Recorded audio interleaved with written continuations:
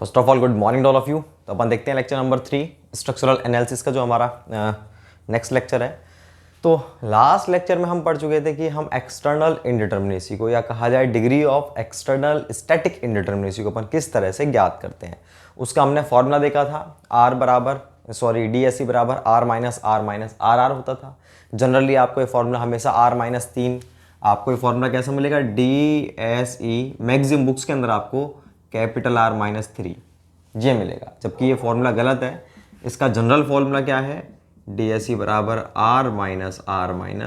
मैंने ये पूरा क्यों लिखा है, मैंने इसलिए लिखा है भाई देखो, हो सकता है हिंज मौजूद हो, नहीं है तो ये वाली चीज़ ज़ीरो हो गई, मुझे कोई प्रॉब्लम नहीं है, इसको मैं ज़ीरो लिख दूंगा, मुझे ये फॉर्मूला याद रखने में कोई दिक्कत। तो देखो भाई ये जीरो हो जाएगा तो फॉर्मूला क्या हो गया मेरा, अगर हिंज मौजूद नहीं है तो फॉर्मूला हो गया मेरा R-R। और यहाँ पर R का मतलब क्या होता है हमारा, इक्विलिब्रियम कंडीशंस। तो इक्विलिब्रियम कंडीशन हमारी कितनी होती है, 2D में तो होती है 3 और 3D में होती है 6। अगर वो 2D की बात करता है, जनरली वो 2D की ही बात करता है, तो हमारी होती है 3। तो इसलिए उन्होंने हर बुक के अंदर इसका फॉर्मूला क्या मिलेगा आपको, डी एस सी बराबर R-3 मिलेगा। लेकिन अपन पूरा लिख रहे हैं, पूरा क्यों लिख रहे हैं, अब देखो जो भी बुक से करेगा उसको ये वाला फॉर्मूला याद है और वही क्वेश्चन आ गया, जैसा कि मैंने आपको बताया था ना उस दिन लास्ट लेक्चर मैंने आपको बताया था। मान लीजिए वर्टिकल लोड लग रहा है इसके ऊपर, तो सबको तो ये फॉर्मूला याद है भाई, फिक्स्ड एंड पर 3 होती हैं, इस पर होता है एक रिएक्शन, 3 और 1 4, तो क्या हो गया 4 - 3 बराबर 1। तो सब आंसर लगा के आएंगे 1, लेकिन 1 गलत है। क्यों गलत है, क्योंकि मैंने नोट लिखवाया हुआ है कि अगर बीम के केस में वर्टिकल लोडिंग गिवन होती है तो हॉरिजॉन्टल एक्शन रिएक्शन कुछ भी नहीं लेते अपन। तो यहाँ पर कितनी लगेंगी, केवल 2, और ये 1, कितना हो जाएगा 3 लगेगा। तो इसके अकॉर्डिंग अपन यहाँ पर जो हॉरिजॉन्टल रिएक्शंस लेंगे वो भी कितनी लेंगे, इक्विलिब्रियम कंडीशन, वो भी हम 2 ही लेंगे। तो आंसर कितना, 1 ही आएगा, दोनों ही केसेस में 1 आएगा। अगर यहाँ पर हमारे ये ना दिखा करके अगर वो यहाँ पर कोई हमको क्या दिखा देता, हिंज दिखा देता, तो आपका आंसर सही होता इसके अकॉर्डिंग, लेकिन उनका आंसर गलत होता। तो यहाँ पर फॉर्मूला क्या हो जाएगा मेरा, यहाँ फॉर्मूला मेरा हो गया R-2। तो भैया यहाँ पर 3 भी हो सकता है, 2 भी हो सकता है। 3 तो कब होगा, 3 तब होगा जब मेरी किसी प्रकार की वर्टिकल लोडिंग गिवन नहीं हो, मतलब जनरल लोडिंग हो, तब तो होगा 3। और अगर जनरल लोडिंग नहीं है, वर्टिकल लोडिंग गिवन है, तो R की वैल्यू हो जाएगी मेरी 2 हो जाएगी, ठीक है ना। इसलिए अपन को ये फॉर्मूला याद रखना है, जो चीज़ नहीं है उसको 0 करो, खत्म बात। और देखो बेसिक चीज़ें जो आपको याद रखनी है, कभी भी किसी क्वेश्चन के अंदर आपको कुछ नहीं दे रखा, ना उसने दे रखा, पहले तो पढ़ लेना उसने प्लेन बोल रखा है या फिर स्पेस बोल रखा है। अगर प्लेन बोल रखा है तो इसका मतलब 2D है, स्पेस बोल रखा है तो उसका मतलब 3D है, लेकिन उसने कुछ नहीं बोल रखा तो हमेशा 2D मानेंगे, पहली बात, ठीक है ना। ये कॉमन सेंस की बात है। और अगर उसने लोडिंग बोल रखी है, नहीं बोल रखी है, अगर दे रखी है वर्टिकल लोड तो दैट्स इट, और अगर नहीं दे रखी उसने वर्टिकल लोडिंग तो हम उसे क्या मानेंगे, जनरल लोडिंग, मतलब इंक्लाइन लोडिंग मानेंगे, और तीनों ही हम इक्विलिब्रियम कंडीशन का यूज करेंगे, ठीक है ना। तो ये कॉमन सेंस की बातें हैं जो आपको याद रखनी है, कॉमन सी चीज़ें हैं ये आपको याद रखनी है। अगर अपन को हिंज दे रखा है तो ठीक है, नहीं दे रखा तो R की वैल्यू 0, और हिंज दे रखा है तो R की वैल्यू कितनी होती है, जितने भी उस हिंज पर मेंबर हैं उनमें से 1 घटा दो। 2D के केस में तो मेंबर मान लो 2 हैं, तो 2 में से 1 गया तो 1 हो गई R की वैल्यू। वो मैंने आपको M-1 फॉर्मूला लिखाया था, बताया भी था लास्ट लेक्चर में, लास्ट लेक्चर में, फर्स्ट लेक्चर मतलब। यहाँ पर मैं अब आपको सारे क्वेश्चंस करवाता हूँ जिससे आपका और कॉन्सेप्ट क्लियर हो कि हम किस तरह से याद करते हैं। तो मैंने अभी आपको कॉमन चीज़ें बताई थी और ये बताया कि बुक्स के अंदर डी एस सी बराबर कैपिटल R-3 क्यों लिखते हैं, ये चीज़ मैंने आपको कॉमन चीज़ें बताई थी। अब अपन इसके बारे में बात करते हैं फर्दर। तो मैं आपको यहाँ पर अपन एग्जाम्पल्स लिखेंगे, अपन लिखेंगे एग्जाम्पल्स, ठीक है, ये पहला, और यहाँ पर अपन उसकी याद करेंगे डी एस ई, और डी एस ई आप जानते हो, डी एस ई, और डी एस ई क्या होती है हमारी,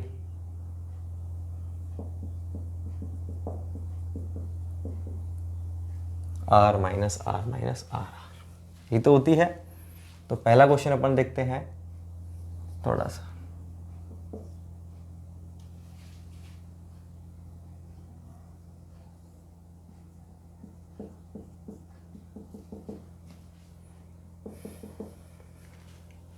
देखो भाई, एक तरफ हिंज है, अपन बिल्कुल बेसिक से स्टार्ट करेंगे जीरो से। एक तरफ हिंज है, दूसरी तरफ रोलर है। तो हिंज पर कितनी रिएक्शंस होती हैं? दो होती हैं, मुझे मालूम है, एक वर्टिकल और एक हॉरिजॉन्टल, मतलब दो रिएक्शंस। यहाँ पर कितनी होती है? केवल एक रिएक्शन। कौन सी? वर्टिकल। तो तीन रिएक्शन हो गई। तो डी एस ई बराबर, रिएक्शंस कितनी है टोटल अननोन फोर्सेस? दो और एक तीन है। भाई कैपिटल आर का मतलब क्या होता था? Unknown reactions. अननोन रिएक्शन कितनी है? एक दो तीन, तीन हो गई। आर की वैल्यू, आर कितना है हमारा? Equilibrium condition. तो इक्विलिब्रियम कंडीशन के लिए आपको देखना होगा लोड। लोड नहीं है तो तीन है इक्विलिब्रियम कंडीशन। अब बताओ इक्विलिब्रियम कंडीशन आर की वैल्यू जो होती है वो हमारी तीन भी होती है, छः भी होती है। तीन होती है 2D या कहा जाए प्लेन के लिए, छः होती है 3D या कहा जाए स्पेस के लिए। तो भैया बात इतनी सी है कि यहाँ तो दोनों ही होती हैं, लेकिन हम क्या लिखे हैं यहाँ पर? तीन लिखे हैं या छः लिखे हैं? अरे देखो ना, उसने प्लेन बोल रखा है, 2D बोल रखा है, या स्पेस 3D, क्या दे रखा? कुछ नहीं बोल रखा। तो हमेशा ये मानेंगे, ये मानेंगे मतलब तीन लेंगे। तो हमने कितना ले लिया है? तीन ले लिया। और भी एक चीज़ पर डिपेंड करती है ये कि अगर 2D प्लेन में भी अगर वर्टिकल लोडिंग है तो कितनी हो जाएगी? ये दो हो जाएगी। लेकिन ऐसा कुछ नहीं है, सिंपल केस है तो तीन। किसी प्रकार कोई हिंज है क्या? भाई इंटरनल हिंज कहीं पर नहीं है तो ये जीरो। तो हमारी डी एस ई की वैल्यू कितनी हो गई? तीन माइनस तीन बराबर जीरो। जीरो का मतलब क्या है? डिटर्मिनेट। भाई अपन कहें कि इसकी डिग्री ऑफ स्टैटिक इंडिटर्मिनेसी कितनी है? External zero. जीरो है मतलब इसमें कोई भी ऐसा फोर्स नहीं है जिसको, कोई भी ऐसी रिएक्शन नहीं है जिसको अपन ज्ञात नहीं कर सकते। मतलब जीरो रिएक्शंस ऐसी हैं जिसको अपन, तो इसमें सारी रिएक्शंस को ज्ञात कर सकते हैं। तो ये कैसा स्ट्रक्चर हो गया? डिटर्मिनेट हो गया। सारे डिटरमाइन कर सकते हो, डिटर्मिनेट हो गया ये। और डिटर्मिनेट स्ट्रक्चर्स की स्टडी अपन किस में करते हैं? डिटर्मिनेट स्ट्रक्चर्स की स्टडी अपन करते हैं स्ट्रेंथ ऑफ मटेरियल के अंदर। तो आपने ऐसे क्वेश्चंस करे होंगे, इनकी रिएक्शंस निकालने में कहीं दिक्कत आती है? कुछ भी नहीं आती। Summation F X summation F Y बराबर जीरो करते हैं, समेसन एम जेड बराबर जीरो करते हैं, खत्म बात। हमने सॉम में यही तो किया था, बस दो उसके आधार पे अपन ने कंप्लीट निकाल दिया था। और देखते हैं क्वेश्चन दूसरा। मान लो ऐसा हो, दोनों तरफ हिंज हो तो क्या करें? दोनों तरफ हिंज है भैया, तो यहां पर भी दो रिएक्शन और यहां पर भी दो रिएक्शन। हिंज पर दो ही तो होती हैं, हॉरिजॉन्टल वर्टिकल। किसी प्रकार की लोडिंग नहीं है, वर्टिकल मतलब जनरल मानेंगे। कुछ बोल नहीं रखा मतलब 2D मानेंगे। तो डी एस ई बराबर कितना हो गया? 4 माइनस 3 माइनस 0 बराबर 1। तो अपन इसको क्या बोलेंगे कि भैया ये कितने डिग्री इनडिटर्मिनेट है? 1 डिग्री इनडिटर्मिनेट है एक्सटर्नली, 1 डिग्री एक्सटर्नली इनडिटर्मिनेट है। और इसका मतलब क्या हुआ फिजिकली? फिजिकली इसका मतलब हुआ कि इसमें एक रिएक्शन ऐसी है जिसको अपन ज्ञात नहीं कर सकते। मतलब ये चार है ना, इन चार में से अपन तीन तो ज्ञात कर लेंगे लेकिन एक को ज्ञात नहीं कर सकते। क्यों नहीं कर सकते? क्योंकि मेरे पास अननोन तो हो गए चार और मेरे पास इक्वेशंस हो गई तीन, इसलिए। ठीक है ना। और बढ़ते हैं आगे अपन तीसरा।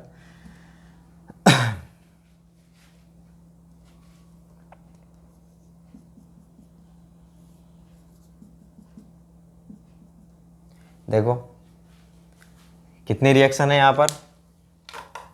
रिएक्शंस को चलो इसे देखो, दो रिएक्शन यहां पर हैं, दो यहां पर है। सही बात है क्या?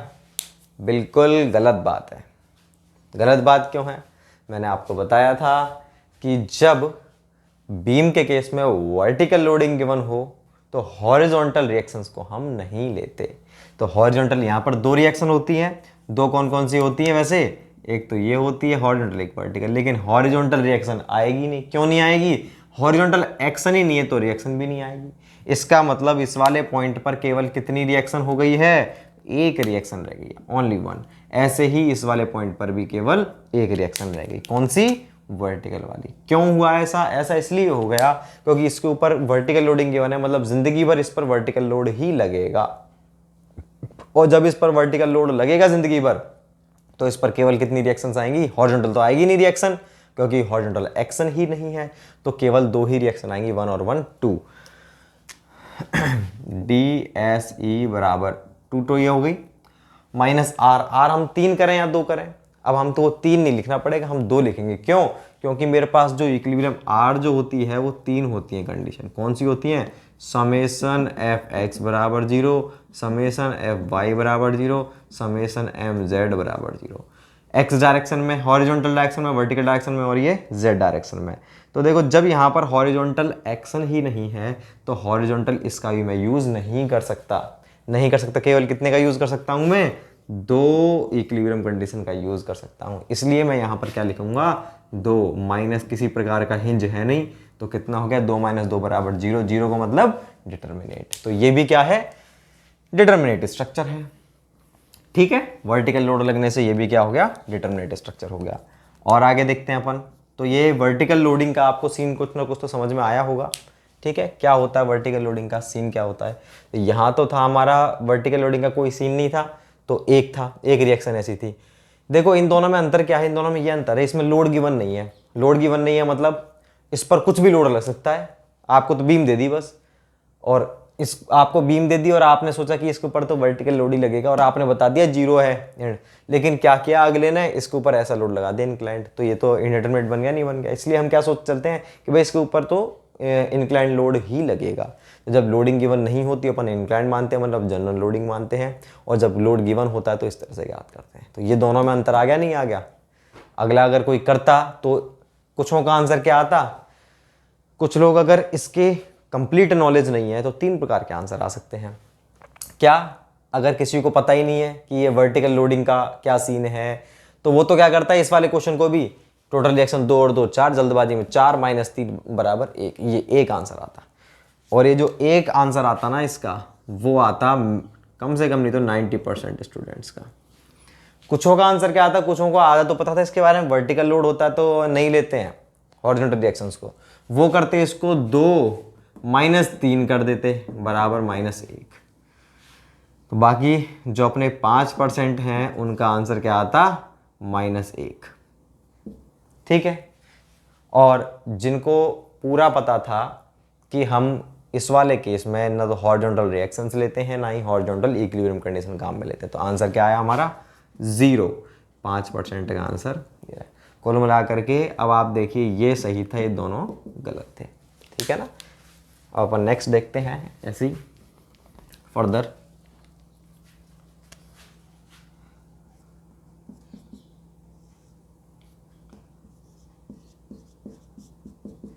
या तो मैं ये कहूं और ये कहूं, दोनों का मतलब एक ही होता है, इसको बोलते हैं, चलो उसको अभी करेंगे एक घंटों का। उससे पहले अपन कैंटिलीवर का देखते हैं। ये भैया कैंटिलीवर, कैंटिलीवर है तो इस पर कितनी रिएक्शन होती है? फिक्स्ड एंड पर। फिक्स्ड एंड पर जो रिएक्शंस होती हैं हमारी वो होती हैं कितनी? 3। एक तो होती है हॉरिजॉन्टल, एक होती है वर्टिकल, और एक होती है मूवमेंट। 3 रिएक्शन होती हैं। 3 रिएक्शन हैं तो DSE क्या हो गया हमारा? 3 रिएक्शन तो होगी 3 माइनस आर कितना है? वो भी 3 माइनस 0 बराबर 0। 0 का मतलब कैंटिलीवर कैसी है? डिटर्मिनेट स्ट्रक्चर है। और इसकी स्टडी हम कहाँ करते हैं? स्ट्रेंथ ऑफ मेटल के अंदर। इसकी रिएक्शन आराम से निकाल देते हैं, कोई दिक्कत ही नहीं आती हमको। 5th केस देखते हैं हम। ये तो थी कैंटिलीवर, और अगर इस कैंटिलीवर के इस एंड पर या कहीं पर भी मैं अगर कोई वर्टिकल लोडिंग लगा दूं तब क्या होगा? वर्टिकल लोड लगाने पर ये देखो 2 रिएक्शन आएंगी, केवल 1 और 1 2। हॉरिजॉन्टल रिएक्शन नहीं आएगी, मतलब इस केस में 2 रिएक्शन आएंगी। 2 रिएक्शन आएंगी तो DSE कितना हो गया मेरा? 2 माइनस इक्विलिब्रियम कंडीशन भी 2 लूंगा 0, तब भी क्या है? ये डिटर्मिनेट है। ये बात क्लियर है क्या नहीं? अगर 2 रिएक्शन आ रही है तो वर्टिकल लोड है तब भी डिटर्मिनेट है, नहीं है तब भी डिटर्मिनेट है। तो ये हुआ हमारा कैंटिलीवर का केस। कैंटिलीवर के बाद में आपको अगला केस अपन देखते हैं 6th। देखो अगर इस कैंटिलीवर के ये वाला एंड आपका फ्री था, इस फ्री एंड पर क्या होगा? आपने कहीं पर भी लोडिंग लगाई तो ये एंड नीचे की तरफ झुकेगा। झुकेगा तो डिफ्लेक्शन होगा, स्लोप भी जनरेट होगी। दोनों चीज, स्लोप डिफ्लेक्शन दोनों चीज यहां पर होंगी। लेकिन अगर मैं यहां पर कुछ लगा दूं, कोई भी सपोर्ट लगा दूं, सपोर्ट कैसे? या तो मैंने ये जैसे मार करा ना, ऐसे कोई मैंने बल्ली होती है, बल्ली जानते हैं आप अपने घरों में जब काम चलता है, शटरिंग का काम होता है तो बल्ली लगाते हैं, चाली बल्ली जो होता है, तो बल्ली की बात कर रहा हूँ मैं, तो उस बल्ली को मैंने यूँ लगा दिया, यूँ लगा दिया तो क्या होगा भैया, इस एंड पर डिफ्लेक्शन अब 0 हो जाएगा, क्योंकि बल्ली तो वर्टिकल है, वो तो नीचे धसेगी नहीं, तो यहाँ पर डिफ्लेक्शन 0 हो गया। तो इसको अपन ने सपोर्ट दे दिया, इसको बोलेंगे प्रॉप्ड कैंटिलीवर। अपन ने एक प्रॉप लगा दिया, प्रॉप का मतलब सपोर्ट लगा दी, वो है अपना प्रॉप्ड कैंटिलीवर। तो प्रॉप्ड कैंटिलीवर अपन यहाँ पर लगाएंगे, ठीक है। अब प्रॉप्ड कैंटिलीवर का अपन देखते हैं कि वो, अब अगर आप यहाँ पर प्रॉप्ड कैंटिलीवर लगाओगे तो इसकी कुछ ना कुछ तो रिएक्शन होगी, उसके कारण ही तो वो रिएक्शन एक अननोन फोर्स और हो गया। तो 3 तो यहाँ पर थी ही पहले से, एक रिएक्शन यहाँ पर 4 रिएक्शन हो जाएंगी अननोन। तो आर की वैल्यू कितनी हो जाएगी प्रॉप्ड कैंटिलीवर में, 4 हो जाएगी। एक और आपको बात बताना चाहूँगा, अभी बताऊँगा मैं, पहले आप इसको उतार लीजिए आप। मुझे इससे रिलेटेड एक बात बतानी है, मैं इसे मिटाता हूँ भाई, ठीक है ना, तब आपको समझाता हूँ।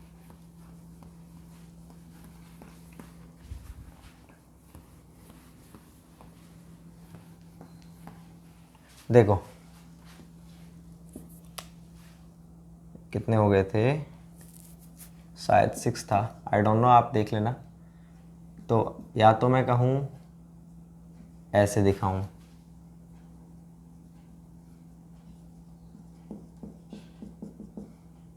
और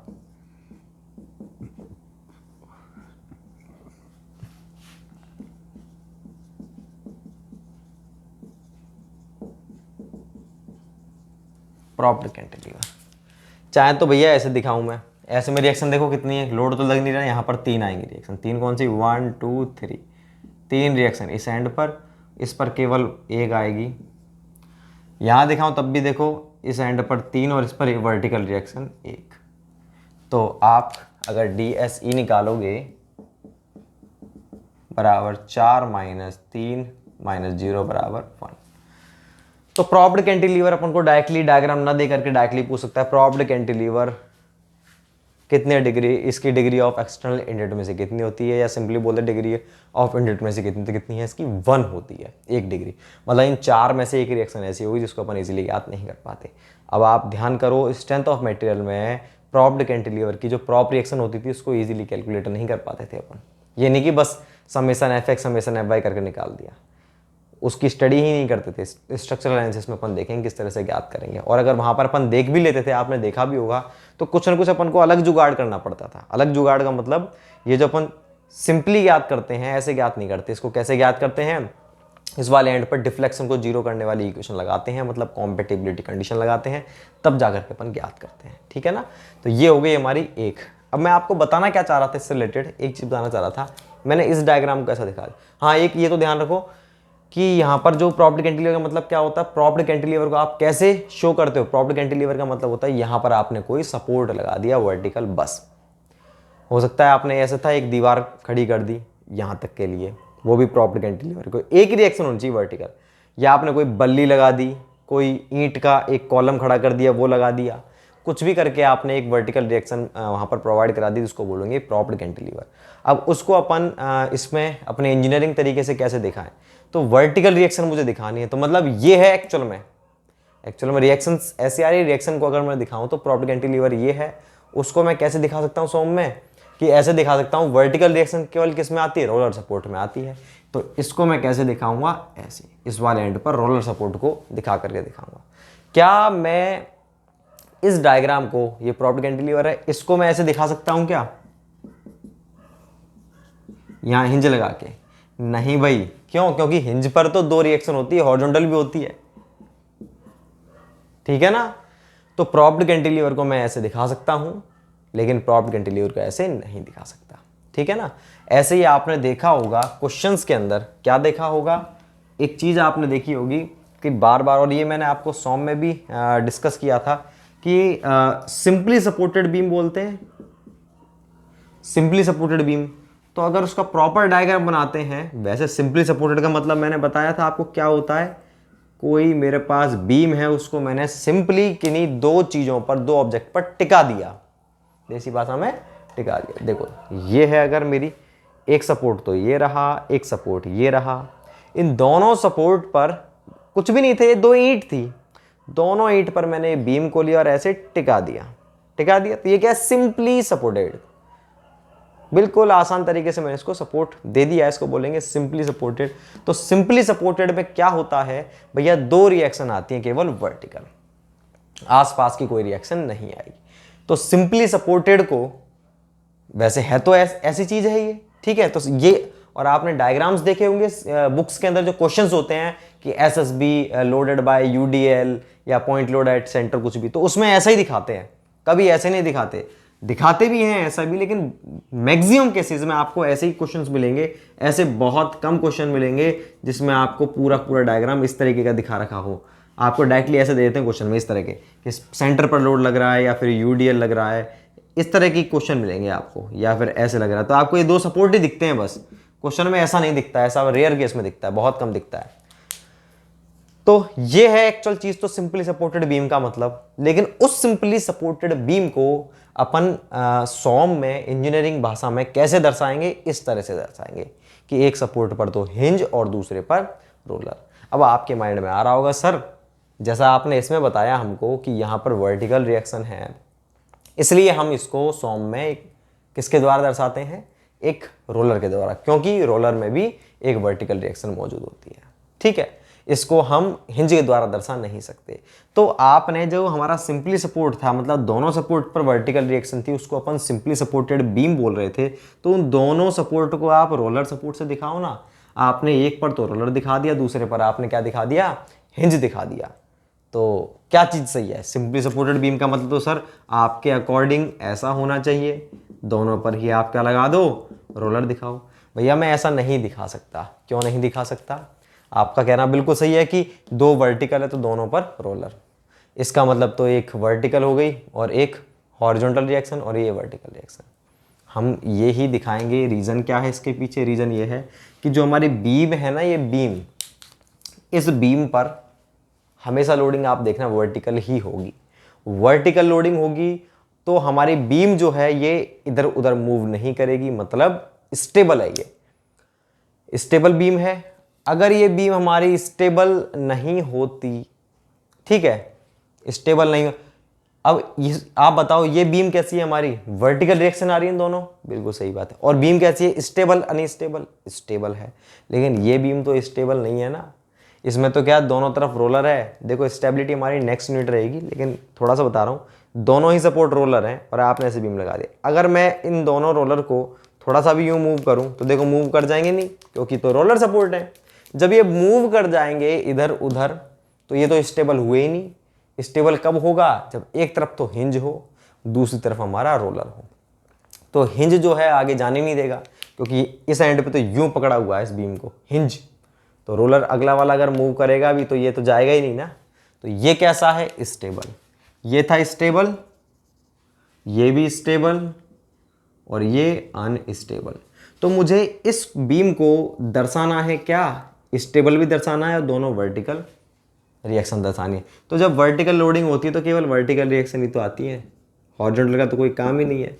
तो देखो दोनों वर्टिकल रिएक्शन भी शो हो गई मेरी इन दोनों सपोर्ट के द्वारा, और स्टेबल भी हो गया। इसलिए अपन सिंपली सपोर्टेड बीम को कैसे दर्शाएंगे, एक तरफ तो अपन दर्शाएंगे हिंज सपोर्ट को और दूसरी तरफ अपन रोलर सपोर्ट को। तो ये क्वेश्चन आ चुका है और इस पर बहुत ज़्यादा कन्फ्यूज़न भी होती है स्टूडेंट्स को कि हम किस तरह दर्शाएंगे। वाइवा में पूछा जाता है कि एसएसबी को आप कैसे दर्शाओगे, तो भैया एसएसबी को हम दर्शाएंगे एक तरफ सिंपली सपोर्ट से, एक तरफ हम हिंज से, एक तरफ रोलर सपोर्ट से। ऐसा क्यों करेंगे हम, तो आप उसका रीज़न भी बता सकते हो। क्योंकि सर जो एक तरफ जो है वो हमारी स्टेबल, सिंपली सपोर्टेड बीम जो वो स्टेबल होनी चाहिए। अगर हमने दोनों तरफ रोलर लगा दिया तो वो स्टेबल नहीं है, इसलिए हम उसको स्टेबल बनाने के लिए एक तरफ तो हिंज सपोर्ट से दर्शाएंगे, दूसरी तरफ हम इससे।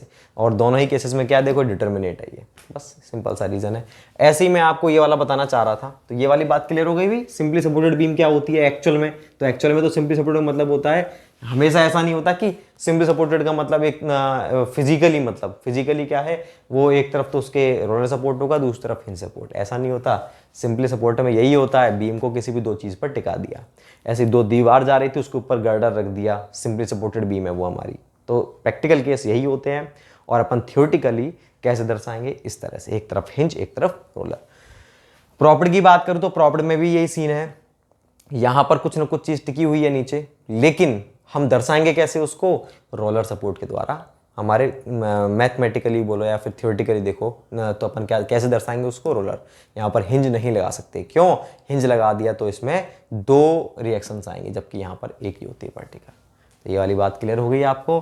तो आपको वो डायरेक्टली बोले कि प्रॉप्ड कैंटिलीवर कहे या फिर ऐसा डायग्राम दे दे या ऐसा दे दे, तीनों का मतलब एक ही है, और इस तरह से अपन निकालेंगे। 7th देखते हैं भाई, 7th देखते हैं। अब आप मुझे ये बताइए, ये हिंज है सपोर्ट, तो यहाँ पर कोई किसी प्रकार की वर्टिकल लोडिंग नहीं है, तो यहाँ पर कितनी रिएक्शन होंगी? 3, और यहाँ पर होंगी 2। क्या इसको प्रॉप्ड कैंटिलीवर बोलेंगे? बिल्कुल नहीं, ये प्रॉप्ड कैंटिलीवर नहीं है। तो इसकी कितनी होगी degree of static indeterminacy? DSE बराबर 3 2 5 -3 -0 बराबर 2। देख लो, तो प्रॉप्ड की तो एक ही होती थी, ये प्रॉप्ड नहीं है, इसकी कितनी है? 2 है, ठीक है ना। और इसी में अपन फर्दर देखते हैं कि अगर ये है और वर्टिकल लोडिंग गिवन है तो क्या सीन बैठेगा? तो भैया यहाँ पर केवल 2 रिएक्शन आएंगी, एक तो ये आएगा मोमेंट और एक वर्टिकल, मतलब 2 रिएक्शन तो यहाँ पे और यहाँ केवल एक रिएक्शन आएगी वर्टिकल, हॉरिजॉन्टल नहीं आएगी। तो DSE कितना हो गया हमारा इस वाले केस में? ये हो गया 2 और 1 3 -2 -0 बराबर 1। 2 करेंगे, 3 नहीं करेंगे। 2 क्यों करेंगे? क्योंकि अपन हॉरिजॉन्टल इक्विलिब्रियम कंडीशन को काम में नहीं लेंगे। तो इस वाले केस में कितनी आ गई डिग्री ऑफ एक्सटर्नल इंडिटर्मिनेसी? 1 आ चुकी है। तो देखो सिंपल सा कॉन्सेप्ट था, आपको बिल्कुल कंफ्यूज नहीं होना है। लोड दे रखा है तो बस हमको इतना सा करना है, बीम के केस में रिएक्शन एक घट जाएगी और ये भी एक घट जाएगा, बस इतनी सी बात है। बाकी तो अपना नॉर्मल चल ही रहा है। और भी अभी तो टिपिकल चीज़ें मैं धीरे धीरे स्टार्ट करूँगा। मैं इसको मिटाता हूँ।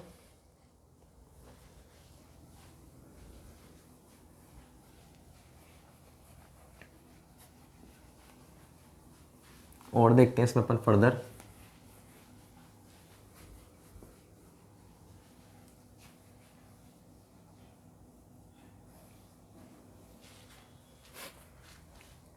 नाइन्थ,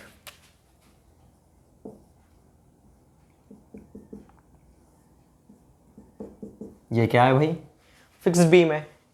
तो या तो वो अपन को बोल दे डायरेक्टली कि फिक्स बीम की एक्सटर्नल इंडिटर्मिनेसी कितनी होती है, या तो ये बोल दे या फिर अपन को डायग्राम दे दे।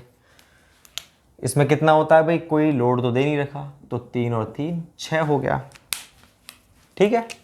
तो DSE बराबर 6 -3 -0 बराबर। तो डिग्री ऑफ एक्सटर्नल इंडिटर्मिनेसी हमारे फिक्स बीम की कितनी होती है? 3 होती है। और अगर कोई आपसे फिजिकली पूछे कि इसका मतलब क्या है भाई, कोई निकाल तो सब लोग देते हैं, तो आप बताओगे कि इसमें 3 फोर्सेज ऐसे हैं अननोन फोर्सेज जिनको ज्ञात करना संभव नहीं है, मतलब अपन इजीली ज्ञात नहीं कर सकते। With the help of equilibrium conditions we can't define the 3 unknown forces, unknown reactions, ठीक है ना। अब बात करते हैं अपन फर्दर नेक्स्ट। अगर इसी में वो थोड़ी सी गड़बड़ी कर दे, गड़बड़ी का मतलब वर्टिकल लोड दे दिया, वर्टिकल लोडिंग दे दी, तो भैया ठीक है, हमको मालूम वर्टिकल लोडिंग होती है, इसमें 1 कम हो जाएगी हॉरिजॉन्टल, 2 और 2 4 रह गई। तो DSE बराबर 4 -2 -0 बराबर 2। तो देखो कितना डिफरेंस आ गया। यहीं पर क्वेश्चंस गलत होते हैं सबके। उसने क्वेश्चन में दिया था, या तो उसने बोल दिया स्टेटमेंट के रूप में, क्या बोल दिया?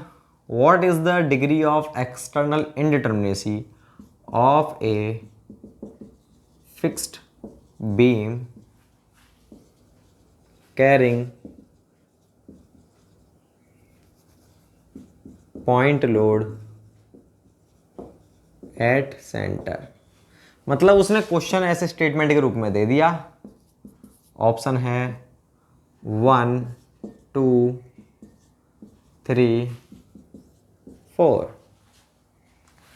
तो उसने बोला भाई, तो बस मैगजीन हो क्या, अरे फिक्स बीम की बात कर, फिक्स बीम की बात कर रहा है। 3 और 3 6 6 -3 बराबर 3। आंसर इसका क्या है?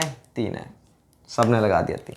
अरे भैया वो क्या बोल रहा है? Fixed beam carrying point load at centre. Point load तो वर्टिकल होता है, सेंटर पर लग रहा है, मतलब ये केस है। ये केस है तो यहाँ पर 2 रिएक्शन, यहाँ पर 2 रिएक्शन, मतलब 2 और 2 4, 4 माइनस 2 घटाएंगे अपन, 3 तो घटाएंगे नहीं, 2 घटाएंगे तो कितना आ गया हमारा 2 आंसर। तो एक्चुअल आंसर क्या है हमारा 2 इज करेक्ट, जबकि सबने क्या लगा दिया 3 लगा दिया। या फिर उसने डायग्राम दे दिया, डायग्राम दे दिया तो अगले ने ध्यान ही नहीं दिया किस पर वर्टिकल लोड लगा हुआ है, या फिर उसको कॉन्सेप्ट ही नहीं पता था वर्टिकल लोड का, तो उसने क्या कर दिया डायरेक्टली 3 और 3 6, 6 माइनस 3 बराबर 3 आंसर, और खुश हो गए कि हाँ इतना सिंपल सा पेपर आया था, जबकि सिंपल नहीं था, वो देखना चाह रहा था। ठीक है ना। अब अपन नेक्स्ट करते हैं। तो ये आप कंफ्यूज बिल्कुल नहीं हो, इस चीज़ को यहीं पर समझते जाएं और इस चीज़ को यहीं पर ख़त्म करते जाएं। 1 बाय 1 अपन थोड़ा बढ़ते जा रहे हैं हार्ड की तरफ। 11 देखते हैं। अभी तो अपन बीम में ही चल रहे हैं, बीम। अब एक चीज़ ये कि इसका क्या करें सर, 2 पॉइंट लोड दे दिए, 5 किलो न्यूटन, 10 किलो न्यूटन, और एक उसने क्या दे दिया, ये है 20 किलो न्यूटन पर मीटर। इसकी बताओ। तो मैंने नहीं बताया था आपको इस चीज़ के बारे में, क्वेश्चन आ गया ऐसा, तो जिनको कॉन्सेप्ट पता था वो तो समझ जाएंगे, बाकी इसमें बताने की कोई चीज़ नहीं। अरे देखो ना भैया, चाहे ये 5 बोले चाहे 10 बोले, रहेगा तो वर्टिकली। ये जो लोड लग रहा है यूडीएल, ये भी क्या होता है, वर्टिकल ही होता है। यूडीएल का मतलब होता है बहुत सारे सेम इंटेंसिटी के लोड लगे हुए हैं, ऐसे। तो हैं तो सारे वर्टिकली, बिल्कुल ऐसे प्रॉपर लगे हुए हैं। 10 किलोमीटर लोड लग रहे हैं टोटल 1 मीटर, 20 किलोमीटर लोड लग रहा है 1 मीटर डिस्टेंस पे। यहाँ से 1 मीटर जो है, 1 मीटर में टोटल लोड कितने लग रहे हैं, 20 किलोमीटर। अगले 1 मीटर पे भी इन सबका योग करूंगा तो 20 किलो न्यूटन। इसका मतलब क्या हो गया ये, इसको मैं कैसे दर्शा सकता हूँ, इसको शॉर्ट में मैं इस तरह से दर्शा सकता हूँ और बोल सकता हूँ 20 किलो न्यूटन पर मीटर। तो आप ये मत सोचना कि ये इनक्लाइंड है, ये इनक्लाइंड है, अरे ये तो दर्शा रहा है बस, इनक्लाइंड नहीं है ये। तो कुल मिला कहने का मतलब ये है कि ये भी वर्टिकल लोडिंग है। वर्टिकल लोड का मतलब वर्टिकल लोड होता है, हमें मतलब नहीं है उसकी क्वांटिटी से, चाहे कितना ही लग रहा हो, हमें तो केवल लोडिंग से मतलब है कि वर्टिकल है कैसा। वर्टिकल है तो बस सिंपल सी बात है, चाहे कितना ही लगा दो आप, कितना रहेगा 2 और 2 4, बस वही आंसर हमारा। अब मैं इसमें ज़्यादा फर्दर नहीं लिखूंगा, 4 माइनस 2 माइनस 0 बराबर 2। ठीक, ऐसे ही अगर अगला देखें, इसके बारे में क्या विचार हैं आपके, बताइए मुझे। यहाँ से ऐसे ये भी तो लोड होता है हमारा, इसको बोलते हैं ग्रेजुअल वेरिंग लोड या यूनिफॉर्म वेरिंग लोड, यूवीएल या जीवीएल बोलो, एक ही बात है। तो ये जो आपको दिख रहा है ये भी भैया, अब आधे सोचें सर ये इंक्लाइंड लोड है, अरे इंक्लाइंड लोड नहीं है ये। इसका मतलब है कि लोड जो लग रहा है वो वर्टिकल ही लग रहा है, लेकिन उसकी इंटेंसिटी धीरे धीरे कम होती जा रही है। यहाँ पर लग रहा है 10 किलो न्यूटन वर्टिकल, फिर 9 8 7 6 5 4 3 2 1 0, इस तरह से, लेकिन सारे हैं तो वर्टिकली, वर्टिकल हैं। इसका मतलब तो भाई लाइट का थोड़ा सा इशू आ गया था। देखिए हम इसकी बात कर रहे थे, तो इसमें सभी लोड मैंने आपको बताया था सारे हैं, तो क्या ये इंक्लाइंड लोडिंग नहीं है, ये वर्टिकल लोडिंग ही है, बस इंटेंसिटी लोड की कम होती जा रही है। लेकिन लग कैसे रहे हैं, सारे वर्टिकल लग रहे हैं। वर्टिकल लग रहे हैं इसका मतलब क्या है, सिंपल सा कि यहाँ पर भी हमारी 2 रिएक्शंस हैं, यहाँ पर भी 2 रिएक्शंस, और आंसर क्या होगा हमारा वही सेम, 4 माइनस 2 माइनस 0 बराबर 2।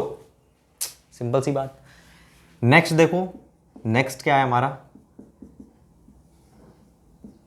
नेक्स्ट आता है हमारा ये, इस पोर्शन में क्या है इस तरह से एक लोड लगा हुआ है 10 किलो न्यूटन।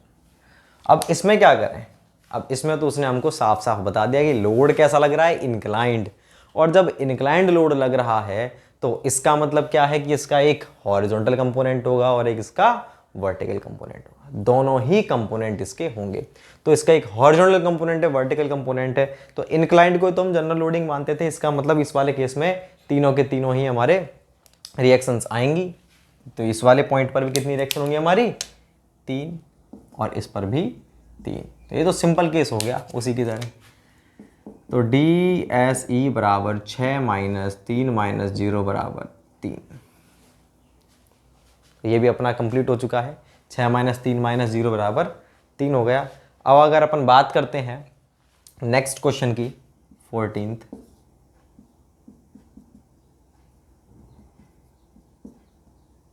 ये हमारी फिक्स बीम थी।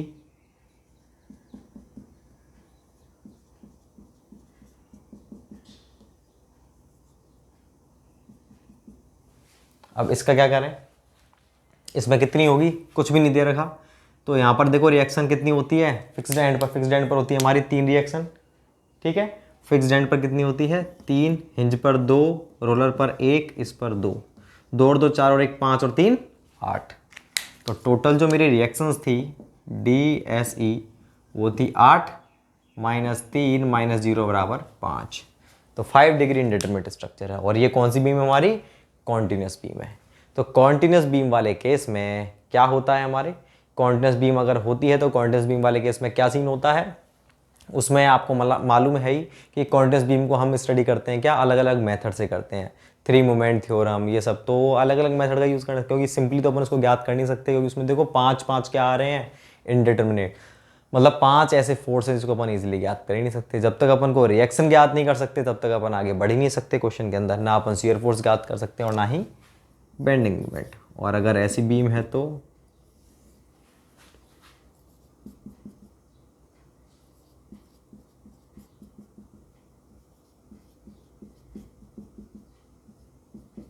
इसको क्या बोलोगे, फिक्स बोलोगे कॉन्टिन्यूस बोलोगे, इसको भी अपन कॉन्टिन्यूस बोलेंगे, चाहे वो दोनों तरफ से फिक्स्ड है लेकिन 2 से अधिक सपोर्ट पर टिकी हुई है, इसलिए अपन इसको क्या बोलेंगे, कॉन्टिन्यूस। तो गिनो, इसमें भी सिंपली वही 3 2 5 और 1 6 और 1 7, 7 और 3 10। तो कितना हो गया भाई, इस पर हो गया हमारा DSE 10 माइनस 3 माइनस 0 बराबर 7। 7 डिग्री इंडिटरमिनेट है ये। तो ये भी क्लियर है अपना, 7 डिग्री इंडिटरमिनेट है। अब मैं इसको मिटाता हूँ और भी फर्दर अपन देखते हैं इसमें क्या क्या हो सकता है। मैं इसे मिटाता हूँ भाई।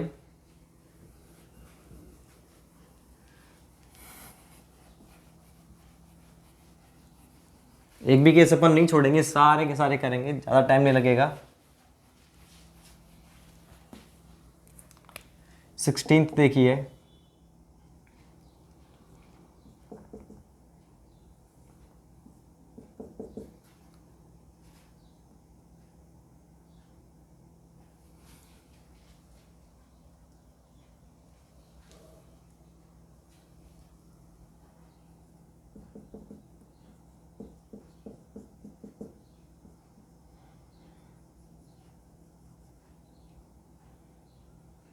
अगर ऐसा क्वेश्चन आ गया तो क्या करें।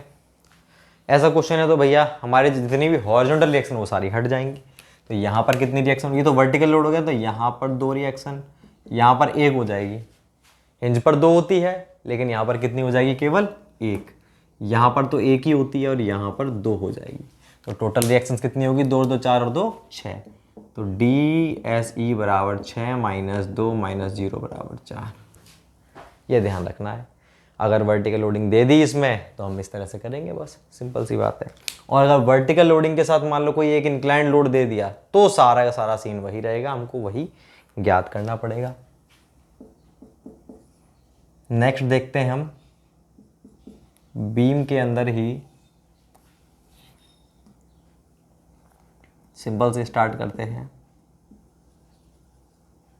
ऐसे है तो ये क्या है भाई, ये है इंटरनल हिंज है। और अगर इंटरनल हिंज उसने दे रखी है अपन को तो अपन क्या करेंगे, अगर उसने अपन को इंटरनल हिंज दे रखी है तो आप देखिए इस वाले एंड पर कितना हो जाएगा सपोर्ट, वो रिएक्शंस इस पर 3 रहेंगी, इस पर भी 3 रहेंगी, 3 और 3 6। लेकिन इस वाले केस में क्या बदल जाएगा, देखो 6 माइनस 3 माइनस, अब हम 0 नहीं करेंगे, इंटरनल हिंज आ गया है। तो इंटरनल हिंज आते ही क्या है, एक रिलीज्ड रिएक्शन हमको मिलती है। तसल्ली समझेंगे, रिलीज्ड रिएक्शन RR का मतलब वी हैव ऑलरेडी डिस्कस्ड कि जिस भी कहीं पर भी मेंबर में इंटरनल हिंज मिलती है तो वहाँ पर हमको हमारी वैसे कितनी होती है, इक्विलिब्रियम कंडीशन 3 होती है। 3 के अलावा एक इक्विलिब्रियम कंडीशन और मिल जाती है जिसको अपन बोलते हैं रिलीज्ड रिएक्शन। ठीक है, क्या मिलती है यहाँ पे, यहाँ पर हिंज है तो मोमेंट 0 होगा। मान लो ये जॉइंट हमारा बी है, इस जॉइंट को ए नाम दे दिया मैंने, तो इस वाले जॉइंट पर मोमेंट एट जॉइंट ए क्या हो जाएगा मेरा 0। तो ए जॉइंट पर मोमेंट की वैल्यू 0। तो ये कंडीशन एक और हो गई ना। देखो मेरे पास 3 कंडीशन थी पहले से इक्विलिब्रियम की। कौन कौन सी थी? समेशन एफ एक्स बराबर 0, समेशन एफ वाई बराबर 0, समेशन एम जेड बराबर 0। अब मेरे पास एक और आ गई कि समेशन एम ए बराबर 0। तो कितनी रिएक्शन हो गई मेरी ये? तो ये जो एक अलग से मेरे को मिली है इसको बोलते हैं अपन रिलीज्ड रिएक्शन। तो कितनी है ये हमारी? एक है। तो टोटल कितनी हो गई? 1 2 3 और 1 4। अब या तो मैं ऐसे करूं कि मेरे पास 4 इक्वेशन हो चुकी हैं, या तो मैं क्या करूं डी एस ई बराबर टोटल अननोन कितने हैं 6 और मेरे पास कंडीशन कितनी है 4। तो या तो मैं ऐसे निकालूं तब भी वही बात है, या फिर मैं क्या करूं उसको जैसे चल रहा था चलने दो, 6 माइनस 3 माइनस जो रिलीज रिएक्शन मुझको मिली है अलग से उसको अलग से लिख देता हूँ। कितनी मिली है? 1। तो आंसर कितना हो गया मेरा? 2 हो गया। ठीक है ना। तो 2 हो चुका है मेरा आंसर। Release reaction 1। अगर यहाँ पर और रिलीज रिएक्शन अपन कैसे निकालते हैं? रिलीज रिएक्शन अपन निकालते हैं जितने अपने मेंबर जुड़े होते हैं उसमें से आप 1 घटा दीजिए, उतनी ही रिलीज रिएक्शन आपको वहाँ पर मिलेंगी। मेंबर कितने जुड़ रहे हैं इस पर इंटरनल हिंज पर? 2। तो 2 में से 1 गया तो 1 आएगा अपना आंसर। अगर मान लो यहाँ पर 3 मेंबर होते, वो आगे देखेंगे अपन, ठीक है ना। अगर ज़्यादा मेंबर होंगे तो क्या होगा, तो वो उसके अनुसार होगा। तो रिलीज रिएक्शन इंटरनल हिंज पर 1 होती तो ये मेरा 1 हो चुका। आंसर क्या आ गया? 2। तो ऐसा क्वेश्चन है तो अधिकतर क्या करेंगे 3 और 3 6, 6 माइनस 3 बराबर 3 आंसर। 6 माइनस 3 बराबर 3 नहीं, 6 माइनस 3 माइनस 1। एक रिलीज रिएक्शन भी तो मिल गई हमको। मान लीजिए अगर यहाँ पर ये 2 होती, 1 और 1 2, 1 और होती यहाँ पर, यहाँ क्या आ जाता मेरा -2 आ जाता। 1 और होती तो -3 आ जाता। ठीक है ना। तो आप क्या देख रहे हो कि जैसे जैसे मैं इसको बढ़ाता जा रहा हूँ, पहले 1 थी तो इसकी जो एक्सटर्नल इंडिटरमिनेसी क्या हो गई? 1 घट गई। भाई जब दोनों एंड फिक्स थे तब कितनी थी इंडिटरमिनेसी? 3 थी। जैसे मैंने एक हिंज लगा दिया तो कितनी रह गई? 2। एक और लगा दूंगा तो 1 रह जाएगी, एक और लगा दूंगा तो 0। 0 का मतलब डिटर्मिनेट। तो कहने का मतलब मेरा ये है कि आपको डिटर्मिनेट बनाने के लिए कितनी इंटरनल हिंज लगानी पड़ी? 3 इंटरनल हिंज। और वो कितनी डिग्री था पहले? 3 डिग्री था। तो मतलब आपको किसी भी स्ट्रक्चर को डिटर्मिनेट बनाना है इनडिटर्मिनेट से, तो जितने डिग्री इनडिटर्मिनेट है उतनी ही इंटरनल हिंज लगा दो, तो फिर वो क्या बन जाएगा? हमारा डिटर्मिनेट बन जाएगा। ठीक है ना। तो ये पूरी कहानी थी हमारे इंटरनल हिंज की, और इंटरनल हिंज का क्या रोल था वो भी मैं आपको बता चुका हूं। देखो इसमें और थोड़ा सा हम इसको कठिन करते हैं। ये तो खैर कठिन नहीं है। 2 3, अगर 3 लग रही हैं तो कुछ नहीं करना, 3 और 3 6। तो डी एस ई बराबर 6 माइनस 3 बराबर 0। और 0 का मतलब क्या होता है? डिटर्मिनेट। दिख गया आपको? ये मैंने रिएक्शन की है 6, ये मेरी क्या है? इक्विलिब्रियम कंडीशन 3, और वो 3 किसका लिखा है मैंने? 1 2 3। ये मेरी 3 रिलीज रिएक्शन है, वो मैंने लिखा है 3। कितना आ गया मेरा? 0 मतलब डिटर्मिनेट। इसको थोड़ा सा कठिन करते हैं। अगर ऐसा क्वेश्चन आ गया तो आपका दिमाग क्या दौड़ता है? अगर ऐसा क्वेश्चन आ गया कि इंटरनल हिंज भी है और वर्टिकल लोड लग रहा है, दोनों ही चीज़ें हैं, तो फिर क्या होगा? कुछ नहीं। इस पर रिएक्शन कितनी हो जाएंगी? 2। क्यों? Due to vertical. अरे रिलीज इंटरनल हिंज का अलग रोल है। इंटरनल हिंज का इफेक्ट पड़ता है केवल किस पर? ये एंड वाली टर्म पर, आर आर। बाकी वर्टिकल लोड का इन दोनों पर पड़ता है। तो वर्टिकल लोड की अपनी वैल्यू है, उसकी अपनी है। तो वर्टिकल लोड का मुझे मालूम है 2 यहाँ पर और 2 यहाँ पर। तो अब मैं इसको क्या लिखूंगा? डी एस ई बराबर 4 माइनस, यहाँ पर 3 की जगह क्या लिखूंगा? 2 लिखूंगा, माइनस इंटरनल हिंज का और आ जाएगा 1। तो कितना हो गया? 1 डिग्री। 4 माइनस 2 माइनस 1 बराबर 1 आ गया। जबकि इस वाले केस में कितना था? देखो सेम ही क्वेश्चन है, दोनों सेम क्वेश्चन है, लेकिन इसमें भी इंटरनल हिंज, इसमें भी इंटरनल हिंज, लेकिन इस वाले केस में वर्टिकल लोड लगा दिया। वर्टिकल लोड लगाते एक और कम हो चुकी है हमारी इनडिटर्मिनेसी। तो ये वाला सीन भी हो गया हमारा। ऐसे ही अगर मैं आपको बात करूं, 20th क्वेश्चन देखते हैं।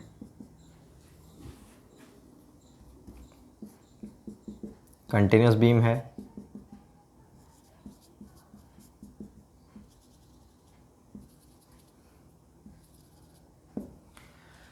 तो देखो भाई इसमें कितना होगा, ये जो दिख रहा है आपको 3 2 5 और 1 6 7 8 9, 9 तो ये हो गया हमारा। और रिलीज रिएक्शन कितनी हो गई हमारी, देखो इसमें तो एक थी, इसमें एक एक एक, इसमें भी एक थी, इसमें एक एक एक, मतलब टोटल कितनी हो गई, 3 हो गई रिलीज रिएक्शन। तो अगर अपन बात करते हैं इसमें तो DSE बराबर ये हो गया 3 और 3 6 7 8 9, 9 माइनस तीन बराबर,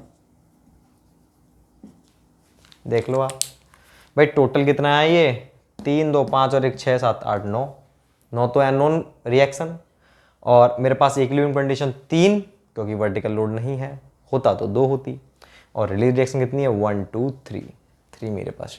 आंसर कितना आ गया, 9 माइनस 6 बराबर 3 आ गया। तो ये अपनी बातें थी। अब अपन और देखते हैं आगे फर्दर, और भी करते हैं क्वेश्चंस। मैं इसे मिटाता हूँ, स्टेप बाय स्टेप चल रहे हैं अपन, 0 से लेकर के हार्ड लेवल तक चल रहे हैं धीरे धीरे।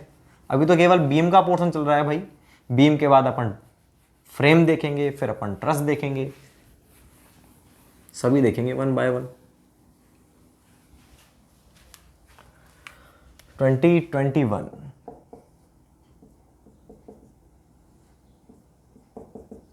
अब देखो, अगर उसने बोल दिया स्पेस, और स्पेस का मतलब क्या होता है भाई 3D, स्पेस का मतलब है 3D। और अगर 3D की बात करें तो अब इक्वेशंस वगैरह सब कुछ चेंज हो गई है हमारी।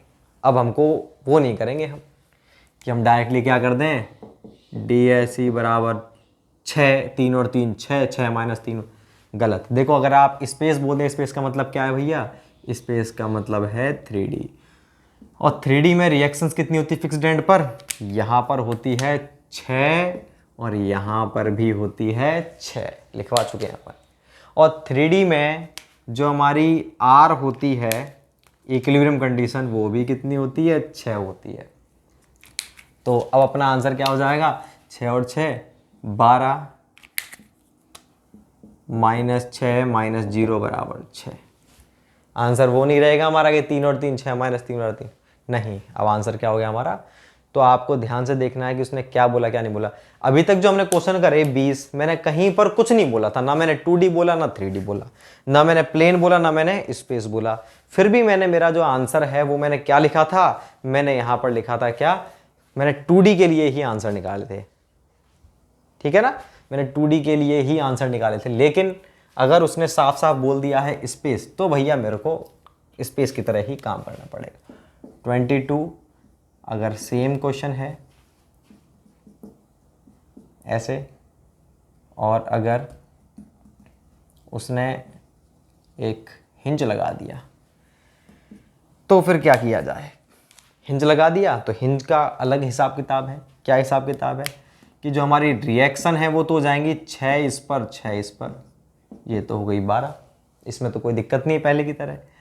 मेरी जो R है इक्विलिब्रियम कंडीशन, वो 3D में होती है 6 पहले की तरह, कोई दिक्कत नहीं। अगर मैं R की बात करूं तो वो कितनी होती है, मैंने कहा था आप 2D की तरह ज्ञात करो, उसको 3 से गुणा करना पड़ेगा। अगर आपको 3D में निकालनी है ना रिलीज रिएक्शन, तो आप 2D की तरह ज्ञात करो। 2D की तरह कैसे ज्ञात करते हो, एक और इस पर कितनी होगी, 2 मेंबर जुड़ रहे हैं तो एक ही तो होगी रिलीज रिएक्शन, एक को 3 से गुणा कर दो तो क्या आ गया आंसर हमारा 3 आ गया। और फॉर्मूला भी लिखवा रखा है 3 × m-1। फॉर्मूला वगैरह कुछ याद नहीं रखना, वही याद करो 2D की तरह, वही ध्यान रखो आप। मेंबर में से घटा दो, 2 में से गया एक है रिलीज रिएक्शन, लेकिन ये 3D है तो एक को 3 से गुणा करना पड़ेगा। ऐसे देखोगे तब भी वही बात है। मेंबर कितने हैं हमारे जो जुड़ रहे हैं इस पर, 2 2 माइनस 1 बराबर 1, 1 को 3 से गुणा करना पड़ेगा तो 3 मेरी आ जाएगी। तो यहाँ पर अगर मैं बात करता हूँ तो मेरी DSE बराबर कितनी होगी, 12 माइनस 6 माइनस 3 बराबर 3। अब ये 3 कहाँ से आया ये आप लिख लेना, ये वाला सीन लिख लेना, ठीक है ना। 3 कहाँ से आया, R कितना होता है हमारा 3 × m-1 होता है 3D के केस में, इसलिए हमारा 3 यहाँ से आया। तो आप देख लेना, अगर वो स्पेस, सॉरी उसको बोलना पड़ेगा यहाँ पे,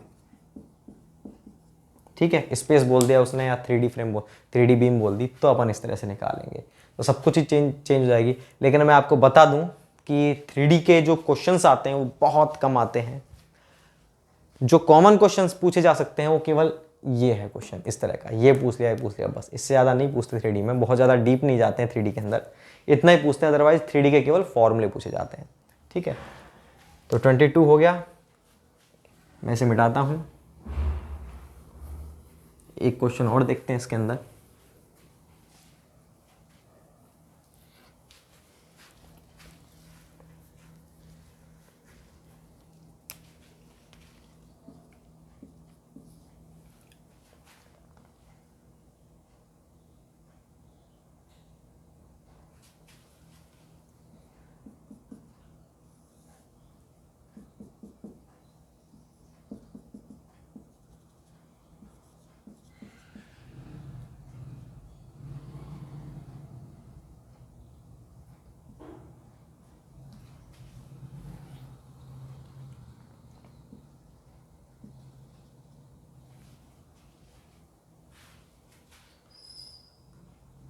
ये क्वेश्चन भी बहुत अच्छा क्वेश्चन है।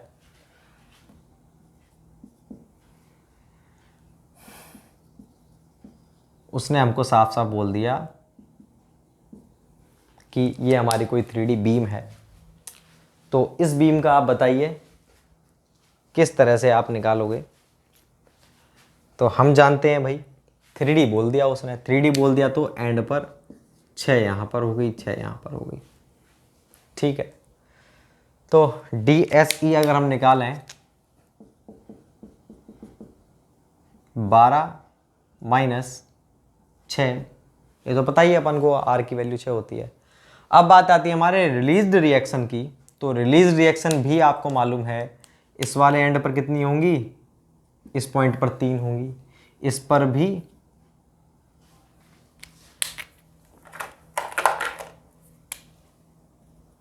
इस पर भी 3 और इस पर भी 3। क्यों भाई 3 3 3 क्यों होंगी ये? आपको मालूम है कि इस इंटरनल हिंज पर 2 मेंबर जुड़ रहे हैं, 2 माइनस वैसे क्या होती है, 1 होती है, 1 गुणा 3D है तो 3 3 हो गई। इस पर भी 2 जुड़ रहे हैं तो 3, इस पर भी 3, तो ये हो चुकी है हमारी 3 हो चुकी है। तो 12 माइनस 6 माइनस 9, मैंने 9 डायरेक्ट लिख दिया भाई, 3 3 3, या फिर आप अगर कहो तो चलो 3 माइनस 3 माइनस 3 लिख देता हूँ। ये क्या है, R R R A पर है, ये रिलीज रिएक्शन B पर है और ये C पर है। तो बताओ मेरा आंसर क्या आया? आप कैसे भी लिखो एक ही बात है। तो मेरा आंसर आ गया 12 माइनस 6 माइनस 9 मतलब -3। तो -3 आंसर आ गया। ये तो अजीब सी बात लग रही है कि यार -3 आंसर आ गया। -3 का मतलब क्या है? नेगेटिव हो सकती है क्या इंडिटरमिनेसी? अरे बिल्कुल हो सकती है नेगेटिव, और इसका आंसर -3 बिल्कुल सही है। ठीक है, नेगेटिव इंडिटरमिनेसी का मतलब क्या है? इतना सा है भैया। इंडिटरमिनेसी का मतलब क्या था? इंडिटरमिनेसी का मतलब था कि इतने मेरे पास अननोन फोर्सेस हैं 5, ठीक है, और मेरे पास जो इक्वेशन अवेलेबल हैं वो है 3। तो मेरे पास कितनी इंडिटरमिनेसी आई? 2।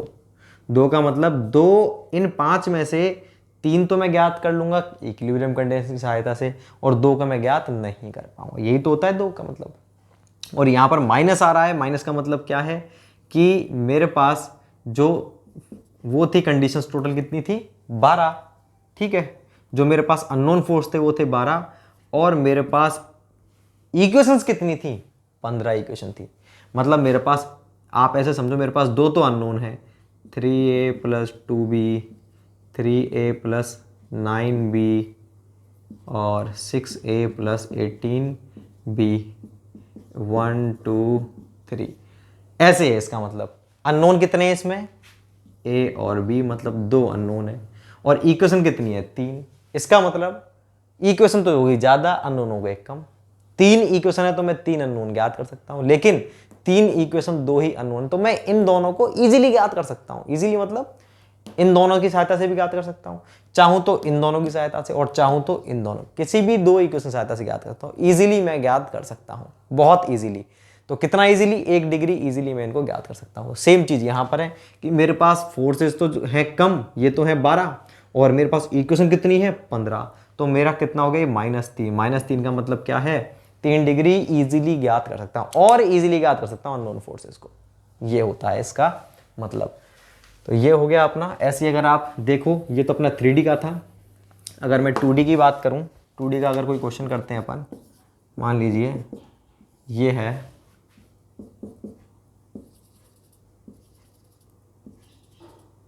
बताओ इसको कैसे निकालोगे? ये कुछ नहीं बोल रखा, मतलब 2D है। 2D है तो 3 रिएक्शन यहाँ पे, 3 यहाँ पे, 3 और 3 6 रिएक्शन हो गई। 1 2 3 4 मेरे पास क्या हो गए? तो DSE बराबर 6 - 3 - 4 बराबर -1। तो यहाँ पर -1 आ रहा है। इसका मतलब क्या है कि एक अननोन को, एक रिएक्शन को मतलब इजीली ज्ञात कर सकते हैं। 1 डिग्री आराम से ज्ञात हो जाएगी। इसमें मेरे को कोई मगजमारी करने की ज़रूरत नहीं है कि भाई मैं कोई और फॉर्मूले का यूज़ कर रहा हूँ, कॉम्पेटिबिलिटी कंडीशन का यूज़ कर रहा हूँ। नहीं, मैं डायरेक्टली आराम से इक्विलिब्रियम कंडीशन और इन तीनों पर मोमेंट को जीरो करके आराम से ज्ञात कर सकता हूँ रिएक्शंस को। तो अपने बीम की बात थी, तो बीम अपना कंप्लीट हो चुका है एक्सटर्नल का 24 तक। अब अपन पढ़ेंगे, अपन क्वेश्चंस करेंगे, फ्रेम के भी करके देखेंगे, फ्रेम की अपन कैसे निकालें एक्सटर्नल, और ट्रस की भी करके देखेंगे। सबकी देखनी है अपन को, तभी तो एक्सटर्नल ही चल रही है। जितने ज़्यादा क्वेश्चंस करेंगे उतने ज़्यादा कॉन्सेप्ट क्लियर होंगे आपको, और आप ये देखते भी जाओ, खुद भी करते जाना। एक बार जब मैंने सारे करा दिए तो उनमें से कोई सा भी रैंडमली एक उठा करके क्वेश्चन को खुद करके देखना उसे, ठीक है ना। तो फ्रेम को करेंगे अपन, फ्रेम ट्रस दोनों को, और इंटरनल टाइम मिला तो इंटरनल को भी अपन नेक्स्ट लेक्चर में करेंगे। Thank you so much.